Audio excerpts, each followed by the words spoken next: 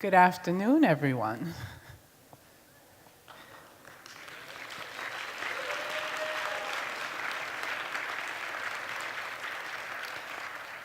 I'm Dr. Nicole Alexander-Scott, Director of the Rhode Island Department of Health, and I'm so thrilled to welcome everyone here tonight. It's such a humbling, exciting, thrilling moment to be able to share here with you tonight, owning our story. First, I want to acknowledge huge appreciation to those who put blood, sweat, tears, heart, commitment into making this event a success tonight. We want to first thank COAAST, creating outreach about addiction support together. Everyone, Anna Bess, the entire crew, for your vision and your heart in bringing this together. We also want to thank Governor Raimondo's Overdose Prevention and Intervention Task Force. How many members are out here in the audience? Thank you for being here. We want to thank also the Rhode Island Department of Behavioral Healthcare, Developmental Disabilities, and Hospitals. I know you are well represented here. And of course, we want to thank the Rhode Island Department of Health staff and team who are also here tonight.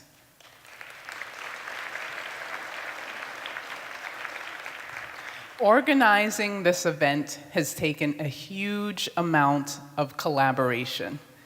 Collaboration is community, and that's what we want to really embrace as we start tonight's event.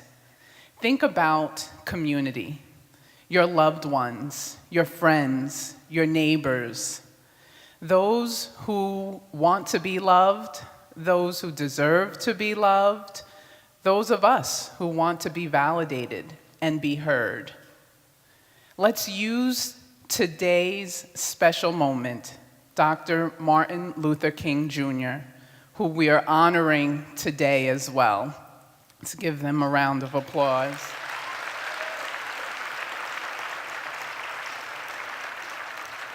We want to use the special moment of Dr. Martin Luther King Jr. and what he accomplished as a reminder tonight when we think about community and those we love, making sure that we're able to create a society that is judgment-free, discrimination-free, and full of love.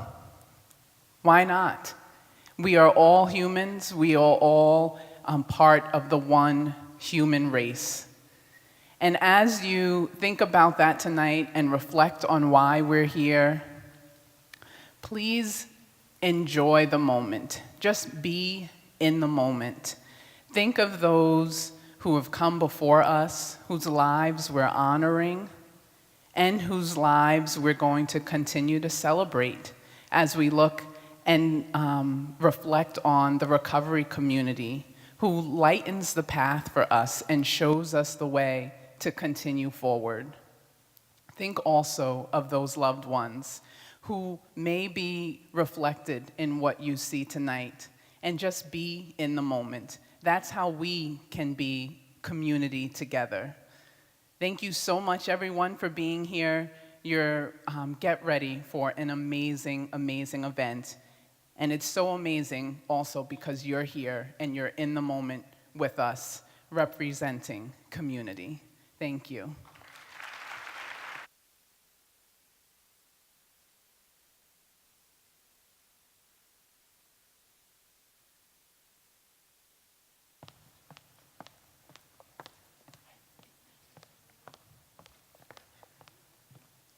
Welcome. Hi. Hey. How are you doing, Dr. McDonald? I am doing well. I'm Dr. Jim McDonald from the Rhode Island Department of Health. Welcome and thank you for coming tonight. Yes. Oh, applause. I had no idea. That's awesome.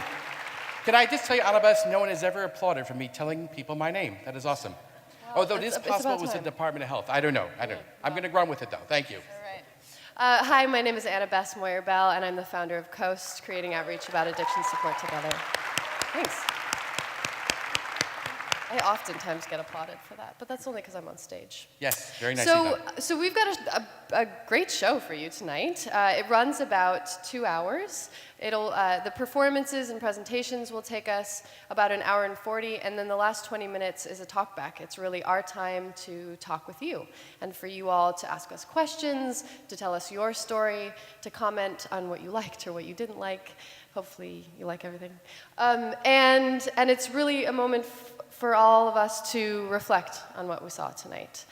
And I want to give you a quick, what I call therapeutic disclaimer, which is if at any moment tonight you feel overwhelmed emotionally, please take care of yourself. And if that means getting up and leaving the theater to get a breath of fresh air, totally fine by us. I want to make sure that you all are taking care of each other and yourselves. So tonight is going to be powerful. It might change your point of view. The first time I saw this play, it had a powerful impact on me, and I expect to be changed tonight as well. My mind is open to see what I can learn tonight. It's a privilege for me, though, to introduce our first speaker. Dr. Jody Rich is an infectious disease physician over at the Miriam Hospital. There's a wisdom and authenticity to Jody that I find very attractive and very engaging and very desirable to listen to. And I look forward to him sharing that wisdom with us tonight. So please, if you would clap for Jody, I would appreciate it very much. Thank you. Thank you.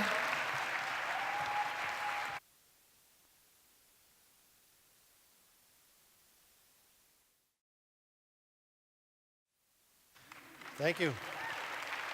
The bright lights. Well, it's really an honor to be here, and I want to thank Annabeth and her wonderful team. I have good news and bad news. The good news is that this is going to be a really wonderful evening with professional actors, and it's going to be a fantastic show. The bad news is I'm not one of those professional actors. So I have made some notes to try and help me through this. So what we're going to talk about, what I'm going to talk about for the next 20 minutes or so is this terrible epidemic that we really all need to get on the same page. So I'm going to try and get us all on the same page in understanding this disease. The disease is opioid use disorder. That's what we call it now. We used to call it opioid addiction or heroin addiction or pain pill, OxyContin addiction. It's all the same disease. It's poorly understood by most people. And what most people see is people with this disease doing bad things, things that harm themselves and harm people around them. And they conclude that these are bad people. And I would suggest that they're not bad people, that they are people with a bad disease that forces them to do things out of desperation that they wouldn't otherwise do. The very definition of addiction is use despite negative consequences. So there's two things that distinguish opiates from other drugs of addiction, two physiologic characteristics. So the first is tolerance. If people use an opiate regularly, as in daily, for a period of time, say days to weeks, they start developing tolerance. And tolerance means they need a higher and higher and higher dose to get the same effect. Another way of saying that is the more you use, the more you need to use. The second characteristic is withdrawal. So if you've been using for a while and you stop abruptly, you go into withdrawal. Now, withdrawal is about the worst feeling that people can experience. It starts off with some discomfort, just feeling a little uncomfortable. You're itching, your nose is running, you're kind of achy, your muscles are achy, you know your belly's achy, you start feeling nauseated, you start vomiting, you start getting diarrhea. One patient told me when he gets to that point, he goes into the bathroom, he doesn't know which end to point towards the toilet. He's blowing out both ends. Some people think that's funny. It is supposed to be a little funny, but not too funny if you're experiencing it. Imagine. Well, one patient told me when I know I'm going to go into withdrawal, I'll try and do everything I can to sleep for the first 12 to 24 hours. And I do that, and then I'm awake. And minute by minute, hour by hour, I'm just feeling worse and worse and worse. And that whole time, I know if I can get just a little bit of opiate into myself, into my system, that it'll all just melt away. You know, imagine the worst flu you ever had. Your head is pounding, your muscles are aching, and then imagine the worst stomach bug you ever had. Put those two together and then multiply it by 100, and that's what it's like. It's awful. You literally feel like you're dying. And in fact, the signals sent up to your brain are telling your brain you're dying. Now, generally you're not dying, but it feels that way. Now, our brain, we can think of in two parts: our cerebral cortex, our thinking brain, and our reptilian primitive brain at the base of the skull. This primitive brain is hardwired for survival. Now, our thinking brain thinks that we're in charge. So I can say, lift my arm goes up. I can say, put my arm down, it goes down. I'm in charge. I can say, take a deep breath. I can hold my breath.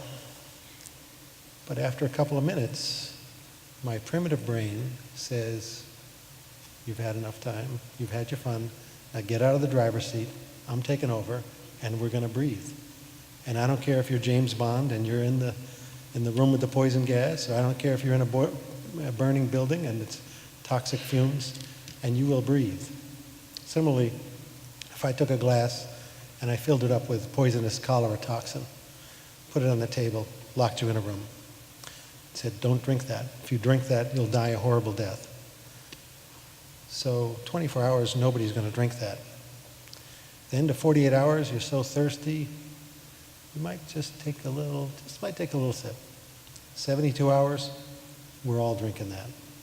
Your primitive brain kicks in and says, it's liquid, we need it, drink it. End of discussion. So that's the part of the brain that gets taken over with this opioid use disorder. You're getting these messages telling you that you're dying, and you have to do desperate things to deal with it. So a typical story is somebody gets exposed, starts taking opiates. These days it's mostly people starting with pills. When a generation ago it was people starting with heroin.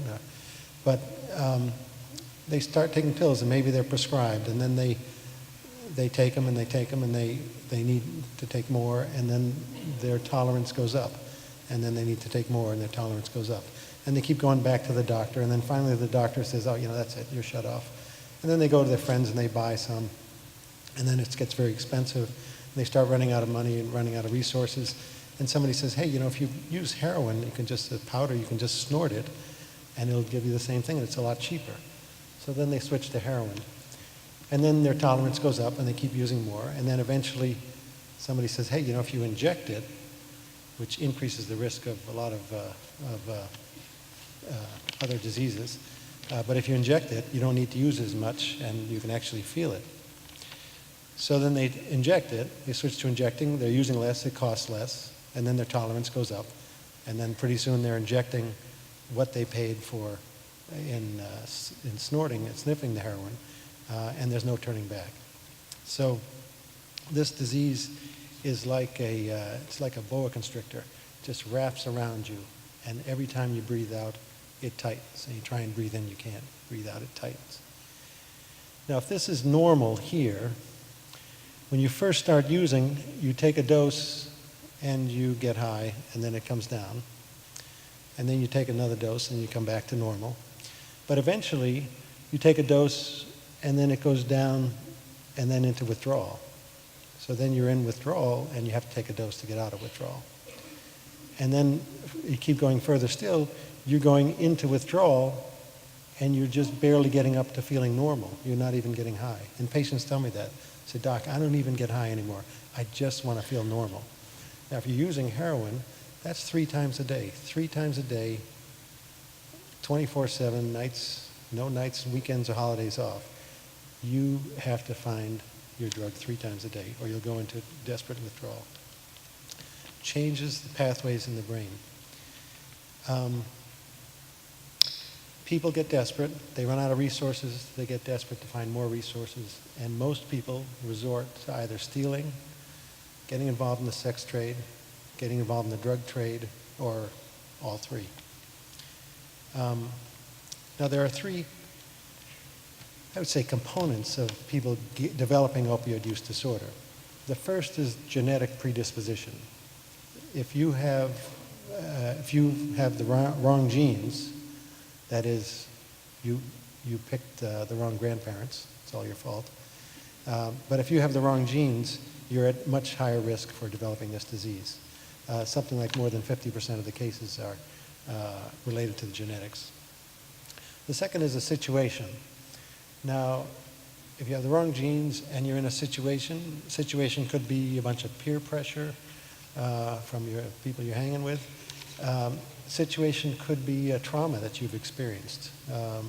This is almost universal in the women I see, and almost many of the men. And if they didn't get traumatized before they developed opioid use disorder, many of them certainly did afterwards. But for example, maybe you were molested or sexually abused as a child. And then when you tried to talk about it with somebody, they said, oh, that never happened. And by the way, if it did happen, it's your fault, and we don't talk about it. And so then you're carrying this through your young adulthood, and then you get this substance. And all of a sudden, that trauma that you've been carrying around just lifts off your shoulders, and you feel okay, like that's okay. This thing that was horrible, that's controlled your whole life, is now okay until the opiates wear off. So that's kind of a happy place, and it's no wonder that people want to find that again. Now, the third component is exposure. So you can have the wrong genetics, you can have the wrong situations and traumas, and if you don't take an opiate, if you don't get exposed to it, you're not going to develop this disease. And if, for example, if we had 100 young people and we exposed maybe a dozen of them to the point where they start to develop tolerance and withdrawal, maybe one or two or three are going to get into trouble. But if we expose 50 of them to that point, to opiates, maybe a dozen are going to get into trouble. So the genetic predisposition, the situation, and the exposure. Now, the thing that, how did we get into this epidemic right now? Well, we haven't changed our genetics. We haven't changed our traumas so much, but what we have changed is the exposure. Now when I say we, I mean me and the medical profession, physicians, have vastly overprescribed opiates in the last several decades. We did not do this deliberately. We weren't trying to create an overdose epidemic, but we did it. The tonnage of opiates we are pouring out into the country is unbelievable. And we did it out of a misdirected attempt to address people's pain. And we were assisted by the pharmaceutical industry. OxyContin was the first blockbuster pain medication. It's a longer acting and much higher dose opiate than had been available prior to that. And the pharmaceutical industry, out of greed, really pushed doctors to prescribe it, lied to us, sold us a bill of goods, and we took it. So we're both culpable. But now we have a whole generation that's addicted. And it's not like we can just turn that switch off. The brain pathways have changed. So, as I told you, people transition from pills to heroin, and that put a tremendous demand on the heroin supply. So heroin is what we call a semi-synthetic opiate. It's partly grown. It's a poppy. You have to grow a poppy plant, and then you take that, grown on some mountainside in some place far away, and bring it into some place else where they process it and synthesize heroin from the poppy seed, and then somehow smuggle it over to where it needs to get, so people use it. Now, fentanyl is fully synthetic.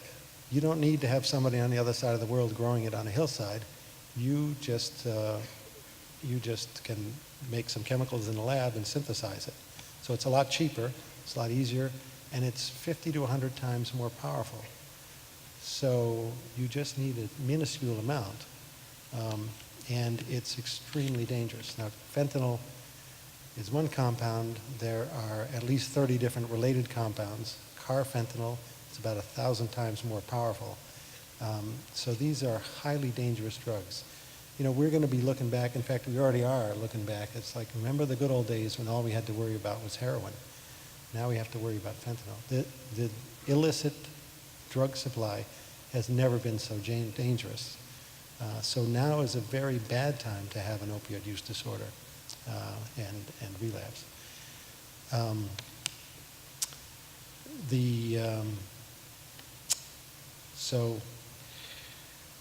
Okay, that's the mess we're in. What can we do about it? So what we've done about it, what we've done about drug use in general as a society, is we've had a war on drugs. We've tried to punish our way out of this. And guess what? That doesn't work. Everything I've just told you about this disease, people are desperate. You know, the punishment is not working. That's the very definition of addiction. Ongoing use despite negative consequences. So the negative consequences aren't going to change things. So we think about treatment. Most people think, well, okay, what about a detox? Now, I told you about that poor person suffering away through horrible withdrawal. Well, it turns out if you let that continue for heroin and most short-acting opiates, after about 2.5 days, it sort of peaks and then it comes down. So after about a week, you know, they're pretty washed out, but they're done. So, okay, why don't we put people through detox? That's what detox is. We get them off of it. The problem with that is about 90% of the time, people relapse. And relapse is not a good thing because just as tolerance can go up very quickly and very high, tolerance can go down very quickly if you stop using. So when you go through a detox, you walk out the door with a 90% chance of relapsing, and if you use the same amount that you used when you walked in, you're set up for overdose and death. So detox is, you know, that's what we have done previously. It's the wrong way to go. We do have medications. So we have 3 medications, medications for addiction treatment, MAT. The 3 medications are methadone. It's been around for over 50 years, highly regulated by the federal government. We have buprenorphine, commonly known as Suboxone, and we have naltrexone, which comes as an injection named Vivitrol.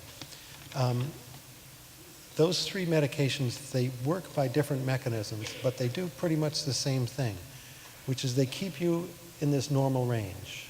They block you from getting high, even if you use opiates, and they keep you out of going into withdrawal. Those are 2 things that drive people to continue to be desperate about using. Now, I had a patient who had opioid use disorder. He was arrested and locked up and spent a year. He's in prison for a year. He's sitting at the card table with his other buddies, and they're playing cards. And they're just yakking away. Now, some people can use drugs inside the prison, but he didn't. He hadn't used anything in a year. He finished detox, and he was done. He was there, serving his time. And then somebody at the table said, hey, you remember that very first time you used an opiate and how great you felt and how you felt just so high? And the next guy said, oh, I remember one time I got so high I was just feel great. And they start telling these war stories. And then you look around the table and they were all starting to fidget. They got goosebumps. Their noses start running and their pupils are dilating. They are experiencing physiologic withdrawal. They'd all been incarcerated. They are experiencing the negative consequence because they were using opiates. So they had a strong incentive not to use opiates.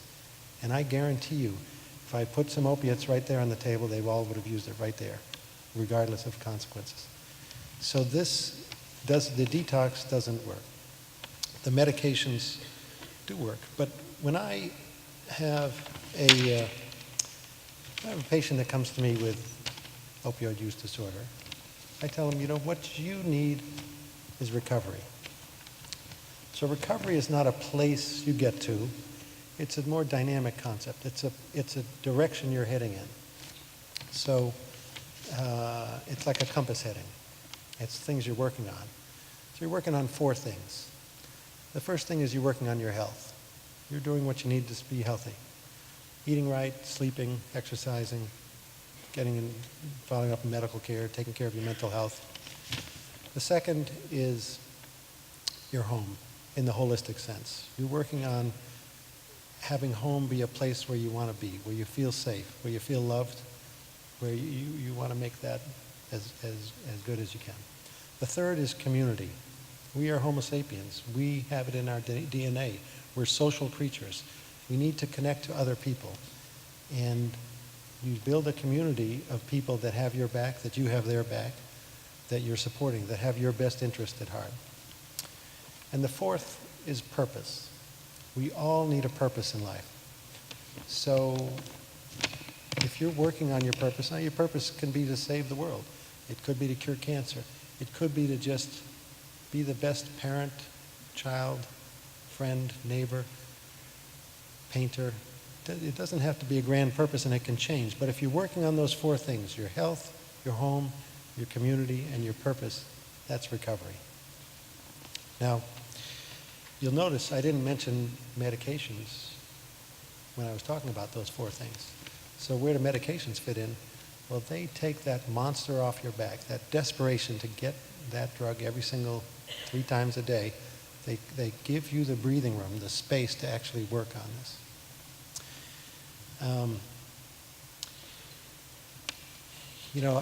I really, I love 12-step programs, AA and NA. These are support groups that save lives, they help people, they give people support. They don't work for everybody, but they work for a lot of people. And one of the things they do is they have sponsors. A sponsor is somebody who's gone down the road before you, has made all the mistakes, and can give you advice on how to, and can be there for you. And what I like about it is that sponsor is by helping someone. That's a wonderful feeling. And when they're helping someone, they're actually helping themselves because they're addressing their own need for a purpose. Now, we all need all 4 of those things, of course, but if you're working on those, that's recovery. But there was one concern I have about the stigma related to this disease, and in particularly the stigma related to the treatment and the medication treatment. So there are a lot of people that think, well, the medications are not right. You're not so-called clean if you're on those medications. You're not really in recovery if you're on those medications. People ask me am I pro-MAT, pro-medications, or anti-MAT, because some people fall into those categories. I think about a patient comes to me with diabetes. They have this new diagnosis of diabetes. Their blood sugar is very high. I have to give them insulin injections to bring their glucose down to normal. If I leave their glucose up, they're going to die. So I want to bring their glucose down to normal. And then I talk to them about diet, about exercise and diet, and maybe lose a few pounds. And some people can actually get off of insulin and they do fine. Other people diet and exercise and they still need to be on insulin. So am I pro-insulin or anti-insulin? No, the insulin is not the goal. The goal is to get the blood sugar down. I'm pro-normal blood sugar and healthy life. And that's the same thing with MAT. If you need MAT to get into recovery and stay in recovery, then you should be supported by that. So we all need to understand that and support that. I started by talking about people thinking that people with this disease are bad people. And they're not bad people. They're people that need help with a bad disease. So, in closing, I would just say that addiction is a disease, recovery is a journey, and hope is where we all live. Thank you.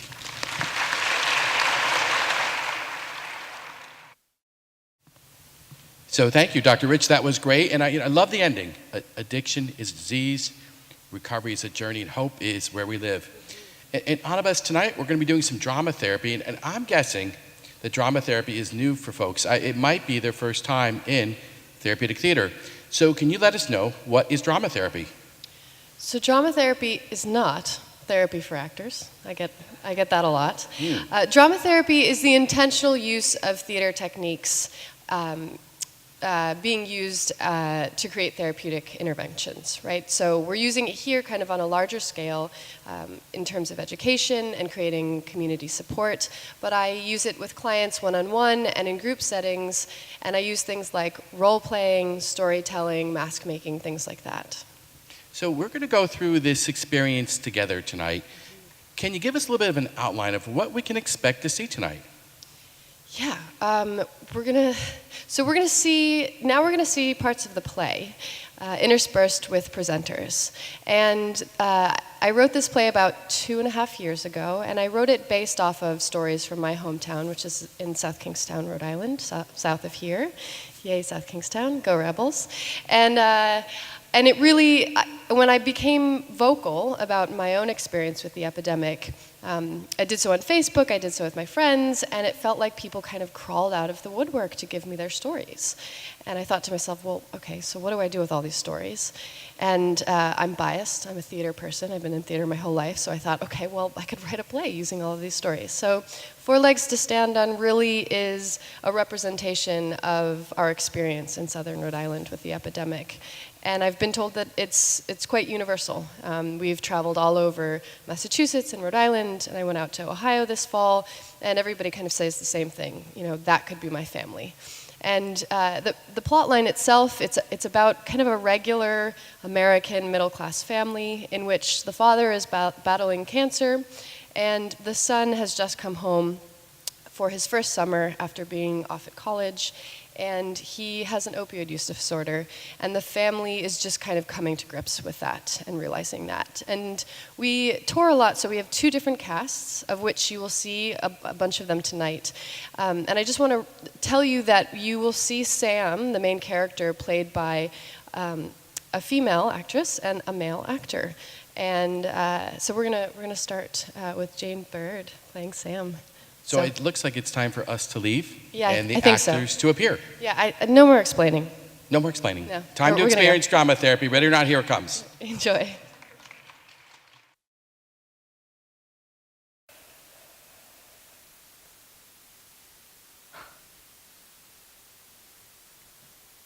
I gave him those pills.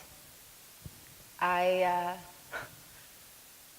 went into my parents' bathroom cabinet and I took the pills and I put them in my pocket and I started my car and I gave them to Leo. We do this, you know, we use together, but I mean, we could spend hours in his basement just talking, but when the warm wash would just come over me, I just lay back. It's like home, like he just felt like home. I only took them when my dad got refills, when I knew that he wouldn't notice, and my mom thinks I'm an angel. I just knew they'd never notice. When I first met him, Leo, when he first joined my band, it was like an immediate connection. You know, like when you meet someone for the first time, it's like you've known them forever, like that, you know? Like he just got me. He just saw me, you know, like he really saw me. We used to talk about everything. His parents split up when he was really young. Like, his dad just got up one morning and just left. Like, and we used to talk about his dad and my dad, and he didn't judge me. You know, he never judged me. And he saw through my pain. When I take them, I felt weightless and peaceful.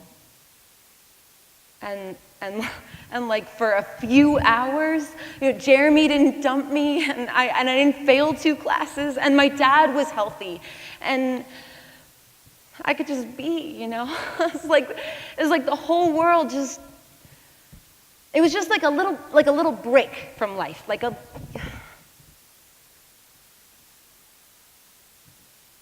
And then my dad got sick again, and the pills just didn't really cut it anymore. Like, don't get me wrong, they're fun, but after a while, they started to feel like an appetizer, like a tickle. And I still felt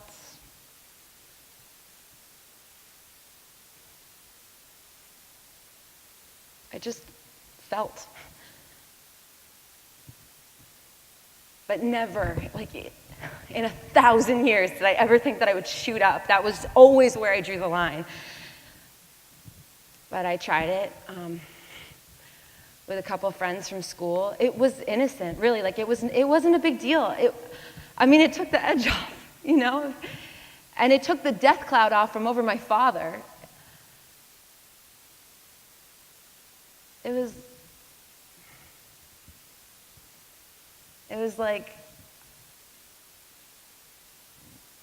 euphoria.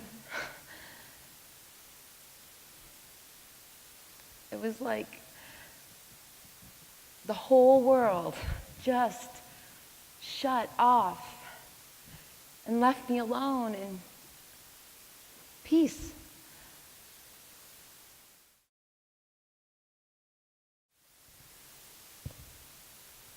Sylvie, do you know where your sister is? Yeah, Well, did she tell you where she went? Leo picked her up. Leo. Do you remember him? He's that boy that Sam used to play in the band with in high school. He's the kid with the naked lady tattooed on his neck, the strummer. That's Betty Boop, Dad. She's wearing a red bathing suit. And he's a bass player. Well, you seem to know a lot about Leo. I'm just observant. He rubs me the wrong way. You know, I've always felt strange about him. There's something about him, I just can't put my finger on it. Just because he's a little strange doesn't mean anything, Rachel. Just let it go. Yeah, Mom, just let it go. Stop trying to analyze people, especially artists. They're like far beyond your area of expertise. No, I'm serious, Elliot. There is something about him I just don't like. Do you remember when they were in the 11th grade and Leo's stepfather bought the band beer? Yeah, but she assured us that she didn't have anything to drink. She's always been a good girl. She's got a good head on her shoulders. We've told her she can come to us with anything. So they had a few beers. It wasn't like he took them to an opium den. Sounds better than slugging beers with your stepdad. I'm saying that underage drinking is illegal, and I don't appreciate adults pushing illegal substances down my daughter's throat. Not to mention that it's a gateway to the harder stuff. Like what, Mom? Like wine? Like Pinot Noir? Like 2 glasses after a long day at the clinic? That was uncalled for. I don't abuse alcohol. I am an adult, and I know how to limit myself. And you, Miss Vegan Rights, are in no position to be monitoring my wine intake. I'm just saying that beer isn't such a big deal. Neither is weed. Sam is a sweet girl. I don't like her hanging out in that kind of environment.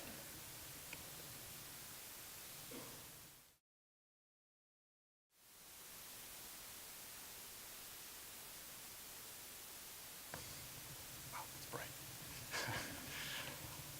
Hi, my name is Paul Kandarian. Thought I'd dress fancy for this opportunity today. That joke never gets old, right, Mom? I'm 29. I'm currently a student at UMass Boston. I'm also a veteran of the 10th Mountain Division. With those attributes, I'm also a recovering heroin addict. My story starts not too far from here in Taunton, Massachusetts. Like most kids, I was rebellious, I was rambunctious, but at 9, my parents got divorced, and like most kids, I didn't know how to deal with pain or anger or anything that wasn't black and white, so I pushed back further.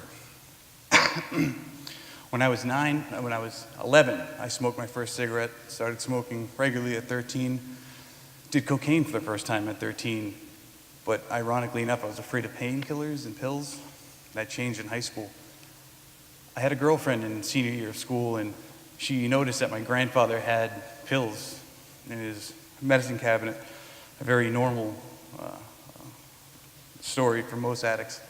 She thought it would be a good idea to take some, and I didn't push back hard.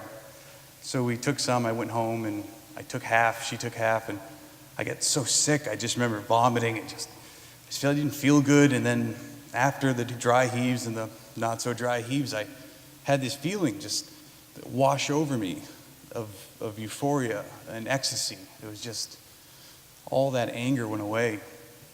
And so we would take a few more here and there, and it was just kind of like a weekend thing, and that turned into a every other day thing. And then we met one of my friends from school, started selling Percocet 30s, a higher dose, and I started taking those, half of them or a quarter, and then I stopped taking them with my girlfriend.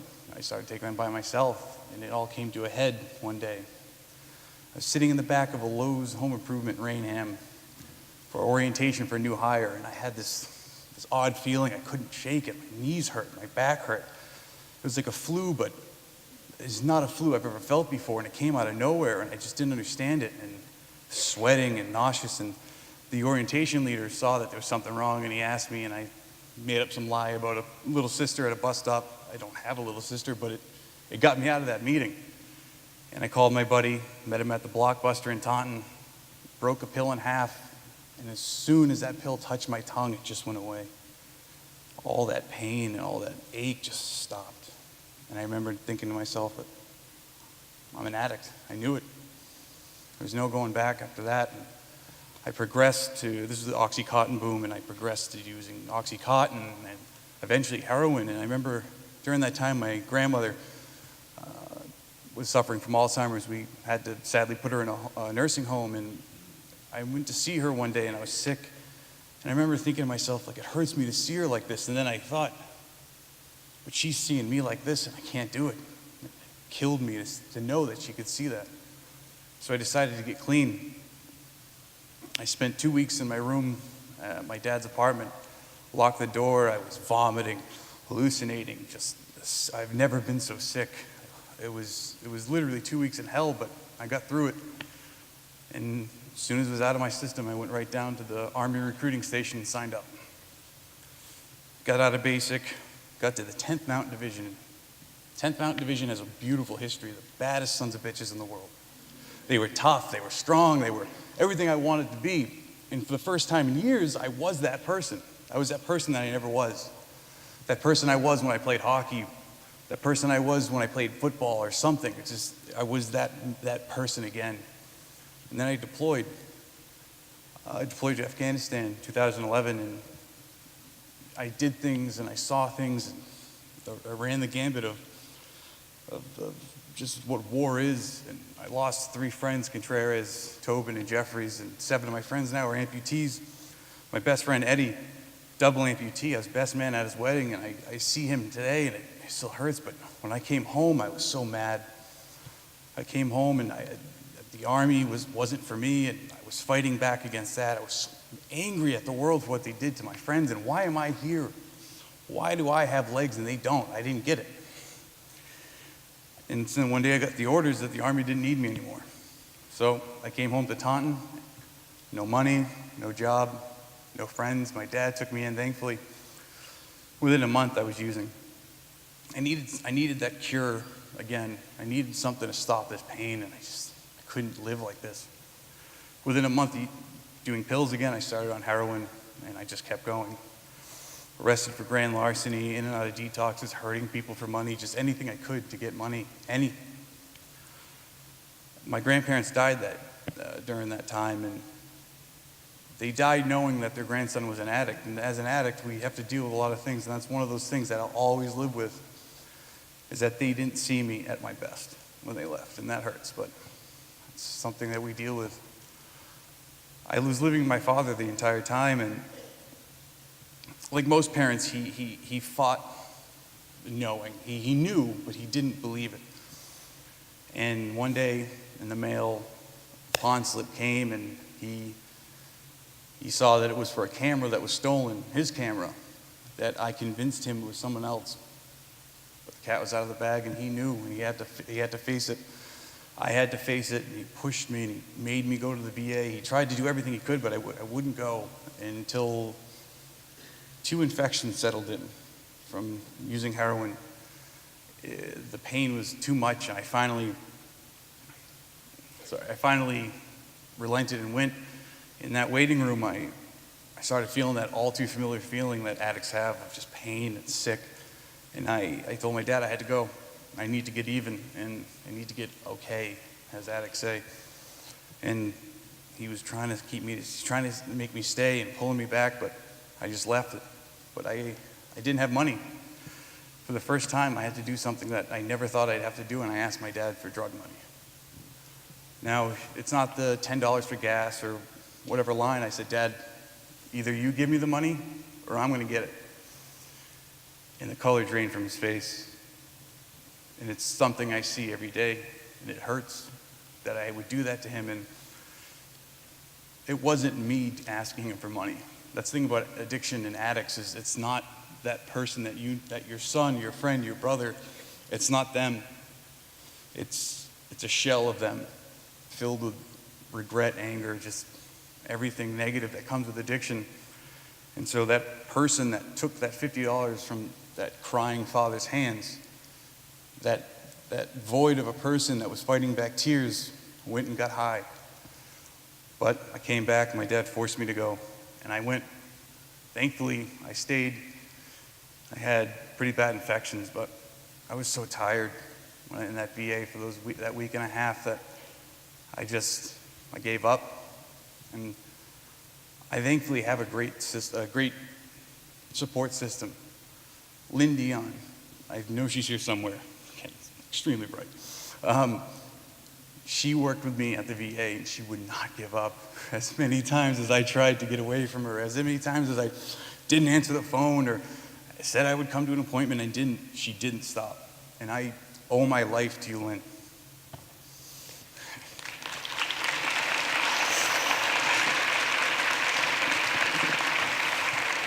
So, with that great staff, with Lynn, they fast-tracked me onto the methadone program, and after a few rocky months, I finally got clean. That's over 3 years ago, and I'm a better man for it.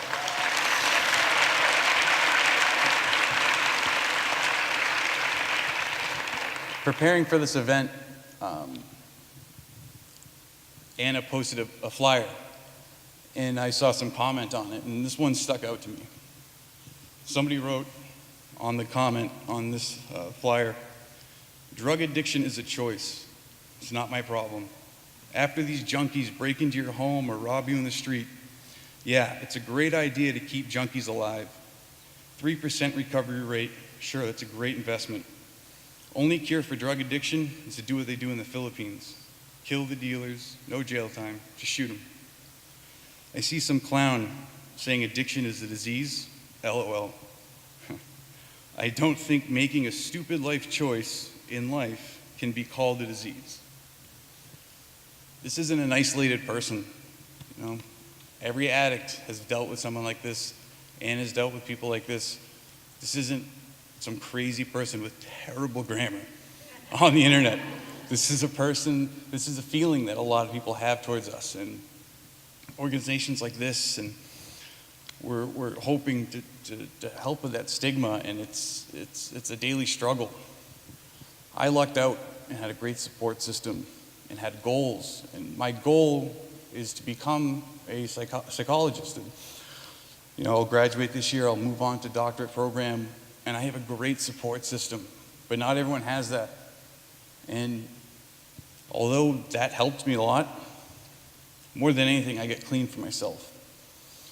And if you're an addict, if you're in recovery, yes, it's good to have support, and it's good to get clean for different reasons, but if you don't get clean for yourself, you're just not going to stay. You're not going to get better. I got clean for myself, and a million things have happened since then.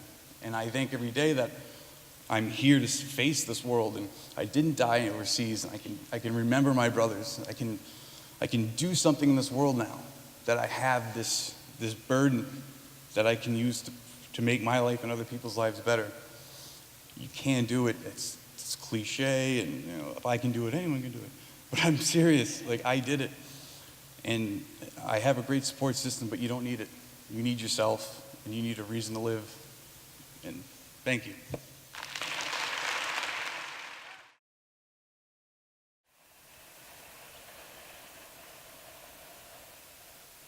Why would you do this to yourself? Didn't I raise you better than this? What's wrong with you? I miss my sister. Think about your future. You're so talented. Why are you wasting your life? Sam, you know you can always talk to me. Please, let me help you. Remember when we used to sing together? Hallelujah? When you make it big, remember, I'm your biggest fan. You're ruining our family. You're so selfish. You're such a disappointment. Why would you do this to yourself? Didn't I raise you better than this? You're such a disappointment. What's wrong with you? I miss my sister. What happened to my son? You're ruining our family. You're so selfish. You're such a disappointment. Why would you do this to yourself? Didn't I raise you better than this? Just stop it, Sam. Stop. Please, Sam. Please, let We're us. here to help. Please, All we We want. want to help. let me help you, Sam. Please let us help. Please.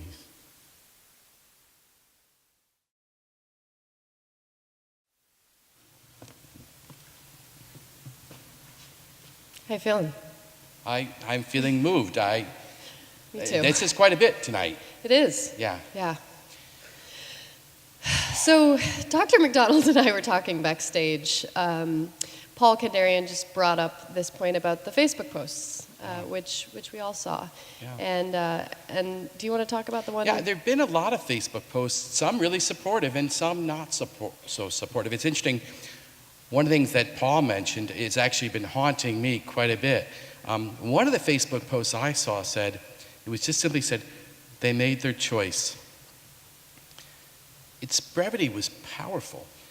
And Paul picked up on it as well. And you know, Annabeth, it got me thinking about my own wife. My wife was diagnosed with ovarian cancer 6 years ago. And thankfully, she's doing great.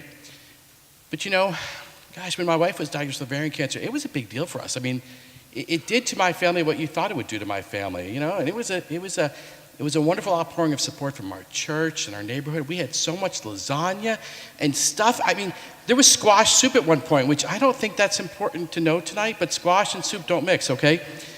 But wonderful support. But you know, in retrospect, we had some blood work done, and you know, my wife's mom had cancer, my wife's sister had cancer. We found out this expensive blood test. My wife had this genetic predisposition. You know, no one ever said to my wife, though, with her ovarian cancer, that she made that choice. And no one would make that statement to my wife. And if we heard that, we'd be like, oh my gosh, that's so socially out of bounds, that's so morally wrong. No one would ever make that kind of judgment. But you know, I've been at the Department of Health about 6 years now, and I've kind of been immersed in the opioid epidemic from really many different angles. One of the things I've noticed, though, is I get a chance to talk to a lot of patients. And many patients end up on this opiate use disorder addiction through having a surgical procedure, having a shoulder fixed, or maybe they had some kind of terrible injury. And before long, this genetic switch just takes off in their brain, and all of a sudden they've got to have this opioid, and they're going after the prescription opioid. And all of a sudden, something weird goes on with the prescriber, and before you know it, they're looking for heroin. And you know, I don't think many people who have opiate use disorder, who have this terrible chronic disease, are making lasagna for them, or bringing squash soup to them, or cleaning their homes, or coming out. And yet, in my own humble estimation, I don't think people with opiate use disorder make a choice. And I think Paul just did a beautiful job explaining that really addiction is a disease, and the disease really overtakes the person and really becomes that person. And you know, that's where recovery gets to be powerful. Right. Yeah, and you know, I don't think anybody wakes up in the morning and they're like, you know what, I'm going to become a heroin addict today. How about that? You know, They don't, but people they do don't. wake up in the morning and say, I want to get into recovery today. Yes, you're right. You're right. Jim McDonald is the king of one-liners, if you haven't noticed. I have a running tab on my computer now of all the quotes from Dr. McDonald, and it's getting One of my lengthy. favorite quotes, though, is simple sayings are often just simple sayings. So think that one through a little bit. Okay, so we're gonna get off thank the you for stage. getting that, by the way. Thank you. We love talking. We could talk about this stuff all night, but we're gonna get on with the show. Thanks. All right.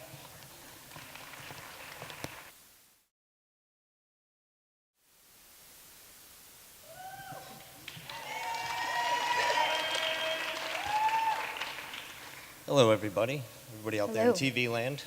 I'd like to introduce you all to Abby Stenberg.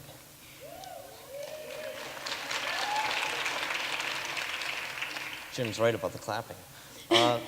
For those of you who don't know Abby, Abby is 27 years old. She grew up in Barrington. She has a dog, a cute little dog.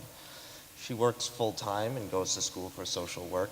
She has a beautiful smile and tries her best to help people whenever she can. She's a great person and a great friend. Oh. I'd like to introduce you guys to Jonathan Goyer. Jonathan is a normal guy. He's 30 years old, born and raised in Rhode Island. Jonathan works 2 jobs and goes to school for psychology. He likes to crack jokes and make people laugh. He's a pretty cool guy to be around, and I'm glad to call him a friend. Aw. Clap. It's nice when other people introduce you, such as Abby did for me, because if it were me introducing myself, I'd probably say something like, my name is Jonathan Goyer, and I have 17 felonies on my record. And I might say something like, I'm Abby Stenberg, and I used to rob my family blind to feed my addiction. Or I'm Jonathan Goyer, and I was homeless for 4 years. Or I'm Abby Stenberg, and I sold drugs to feed my addiction. Always got to one-up me. Either way, thank you all for having us here tonight. The 2 of us are grateful to be here, and we don't just mean here in this auditorium or here in Providence, Rhode Island, but we mean here, alive on planet Earth and living life to its fullest. Jonathan and I are both overdose survivors. Separately, we both consumed a fatal amount of drugs during our active addiction and were revived by Narcan. This year, we will both be celebrating 5 years clean and sober.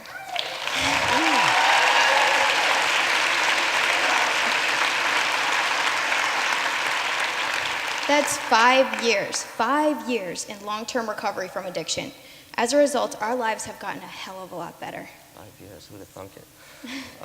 We're both examples of people who are attaining long-term recovery on a daily basis. And it's important that we highlight not only our stories, but the stories and the lives of people like us. We'd like to extend that here tonight, and we're going to ask the audience to participate in a quick display of reality. Here's where you come in. So if you are a person who has struggled with addiction but now strives for long-term recovery on a daily basis, just as Jonathan and I do, please stand up. No shame. Woo! Woo! Yeah. Can't see you, but we know you're standing. That's right. Nice. Yeah. Woo! So, please stay standing. Facing addiction every day is not easy, yet that's what these individuals do, and it certainly deserves acknowledgement, praise, and recognition. So, congratulations to all of you. And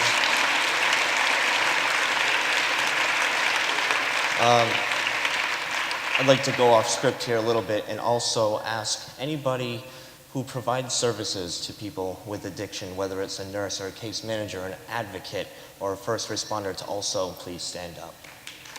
The real heroes. Thank you.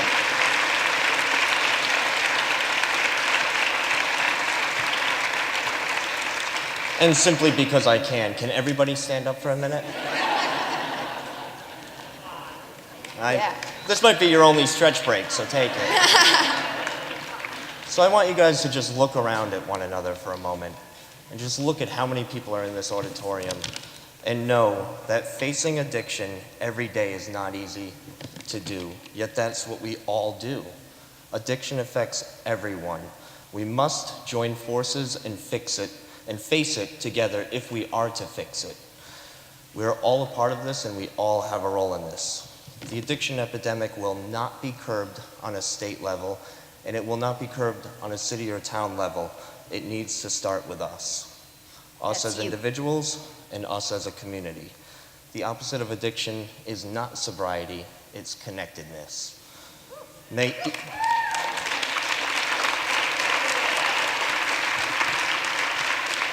So, Abby and I ask that may each one of us stay connected this year as we exert love, compassion, empathy, and understanding for those who need it most.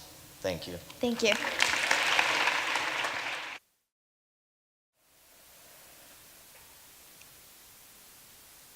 I'm a therapist, you know? A damn good one, too. I have 3 sets of initials after my name. I tell people things that soothe them and help them navigate through their lives. I'm a helper, a healer. I have this understanding. I spent my 20s in various libraries hovering over psych books, well-intentioned and eager. Leo. I don't know his family well enough. I don't know him well enough. I know that even though I don't want to, I believe all the stigmas about kids from broken homes. I know Leo's stepfather gave the band beer when they were 16 years old. I know he has tattoos and he smells of cigarettes, and I don't know, he just smells weird. I know. I know. I'm judging.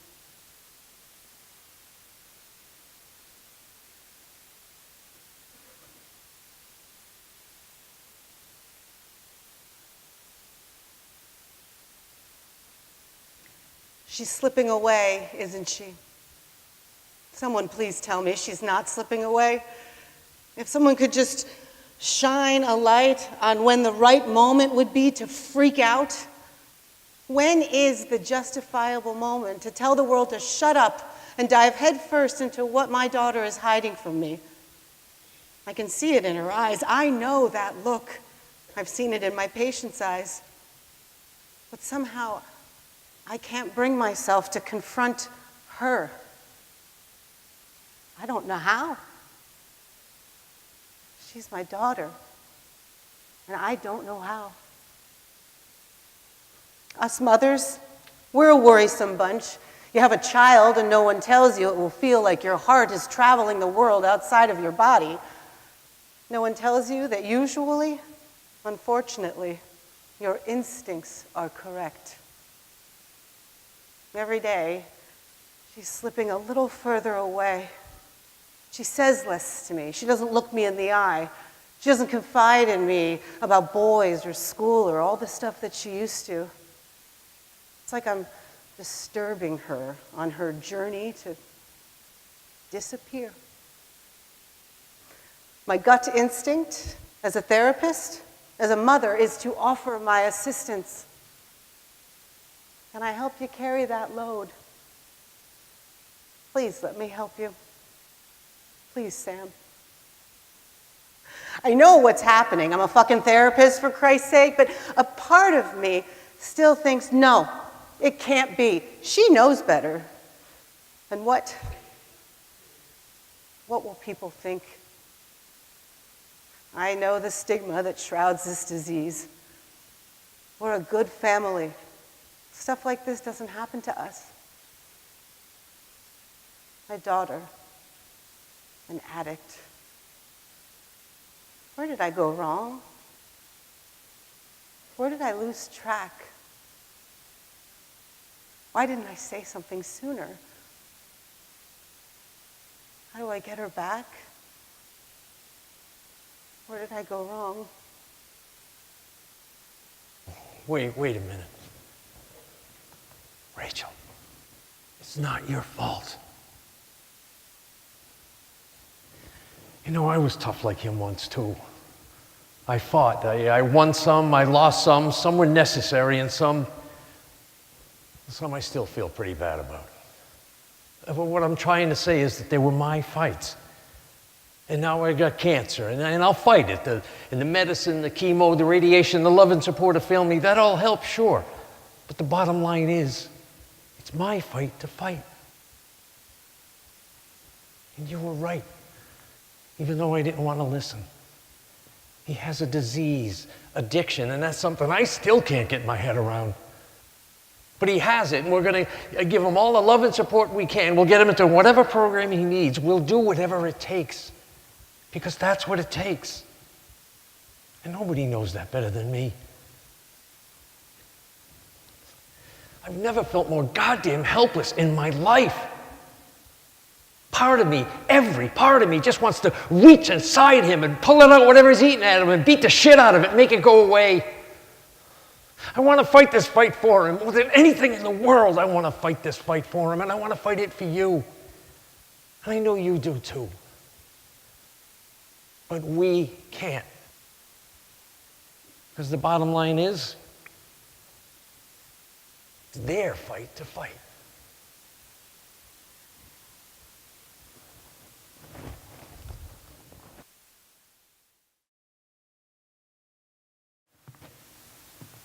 Good evening. I'm so honored to be with all of you tonight for this really important conversation. When I told my friends and my family that I was going to speak tonight, they asked me if I was nervous, if I was scared. So I ask you, should I be scared of you? Are you people scary? I find it really fascinating that, the statistics are still the same. The number one fear for us is public speaking, over spiders and snakes and heights, even death. We're more afraid of speaking publicly than we are of dying. Why is that? It's judgment. It's judgment. But of course you're going to judge me. You're probably already judging me. What I'm wearing, who am I, right? It's what we do every day, all the time. And it's a poison that separates us. And from my experience, self-judgment, it's like a cancer in your mind. And the thing about suffering in your mind, or like addiction, it comes with shame, lots of shame. And like Jim said, nobody's making you casseroles, In my lifetime, I've suffered from a highly critical and judgmental voice in my head. It's been with me from a young adult on. And there were 2 different chapters where this voice was so inflamed, it led me in the direction of addiction and almost took out my light. The first was when I was about 18 or 19 years old, and the second was more recent. The backstory is this. I met my husband in 1992 in Northern California. We worked together, we dated, fell in love. It's easy to fall in love in Northern California. And then we moved in together. And as it happens in relationships, we had conflict. We'd break up, we'd get back together, we'd break up, we'd get back together. We kept bumping into each other's backstories. Our conditioning, our self-protection, all of that. And ignoring our intuition, we fell under the spell of what I like to call the picket fence project. We moved back east, first to Cambridge, and then under my prompting to Barrington, Rhode Island. You see, I grew up in Lincoln, and if you said you were from Barrington, then you were all set, right? Like good schools, very successful people. If we could get into Barrington, we would be all set. So I totally sold him on it, and we did it. We got a house, we got a picket fence, 2 kids, golden retriever puppy, the whole thing. So I recognize that there are many people that are deeply fulfilled raising children in the suburbs. I get it. But for my husband and I, not so much. He was a city guy, and I'm a passionate traveler. And being domesticated and taking on this beast of family life took our lights down. But there's so much to do. You have to take care of these children and provide for them. There's extended family responsibilities, all of those things, right? So we did what most of us do. We started numbing out. TV's great for that, right? Like we had our shows. Do you remember Lost? And then there's, the Patriots and the Red Sox and social media and the news and more news, the fake and the real, the news, and food. How great is food? And then for me, on the weekends, I started, just having a couple of glasses of wine. And then I had the 3rd glass, and then I had the bottle, and then I had the bottle every night. And that mean voice in my head went at me. There's something wrong with you. You're not okay. You're messed up. You're an alcoholic. And in the morning, I would have shame. And I'd say, okay, tonight, I'm not going to have wine. I'm not going to do it. 5 o'clock, open the bottle. Next morning, shame. And this went on for a bit until I finally got myself in therapy. And I started going to AA meetings. Oh, my goodness. What I experienced in those meetings was so profound. People were talking real deal, no bullshit. And there wasn't like a type of person. I went to meetings all over the place. And it was a cross-section of humanity and all kinds of stories of suffering. It was amazing how like easily I felt we could tip, you know, from suffering into this path. And so then I got a new primary care physician. I had a meeting with this guy, one meeting. And 2 days later, I call him and I say, I think I need to go to detox. And he says, okay, I'll get you into a program here in Providence. So I go to detox. This is a bit of a trip. I get all settled in, I'm on my bed, and these two nurses are going through my bag, like they're going through everything in my bag. And I've got a yoga mat, I've got some essential oil, I brought crystals, I had music, my journal, some books. I even brought a magic wand. I'm not kidding, I know it's a little kooky, but I have a magic wand. And these women are like, what the hell is that? Who are you? What are you doing here? And I said, well, I can't seem to stop drinking a bottle of wine every night. And I thought this might help me. And they said, well, you'll have to have an intake with the doctor, and we'll see what he has to say. So I met with this beautiful West African man. He had such a great accent and gentle eyes. And he put his hand on my hand and he said, my dear, why are you here? And I said, I'm suffering here. I can't seem to stop drinking a bottle of wine, and I thought this place might help me. He said, I've been doing this a very long time. This is a detox. The people that need to come here, their bodies are so deeply addicted to a variety of substances, they need supervision. They need care. They need medicine. I don't think you're in the right place. Is there somewhere else you could go? I said, sure, I could go to Kripalu. It's a yoga and wellness center in Massachusetts. I go there all the time. He said, well, I have to keep you tonight, but I suggest you go there tomorrow to Kripalu and find some reflection. So I stayed in the detox that night, and I hung out in the common room. I had dinner with all these folks, and I had the same feeling I had in these AA meetings. There wasn't one type of person in this detox. There was all kinds of people, all kinds of backgrounds, all kinds of stories. Broke my heart open. How fragile we are as human beings, and how easily we can slip into these dark places. In the morning, when I left the detox and I was heading to Kripalu, I kind of knew in my bones that I wasn't an alcoholic. But I also knew that all this numbing I was doing, and even this mean voice in my head, was keeping me from feeling something I didn't want to touch with a 10-foot pole. There was a truth I did not want to look at. And it wasn't until about a week or so later, I was with a friend of mine who's an acupuncturist, and the truth just, Do you know when you get to that place, you can't stuff it anymore? You can't run from it anymore? It just has to come out. For 2 hours sobbing, it was my marriage. I couldn't do this picket fence thing anymore. I wanted to thrive in life, and my light was going out. I said, what am I going to do? This is my safety. This is my identity. It's my family. What? Sobbing. On the way home, literally shit my pants. You know the saying, like, I shit my pants? I literally shit my pants. I'm not kidding.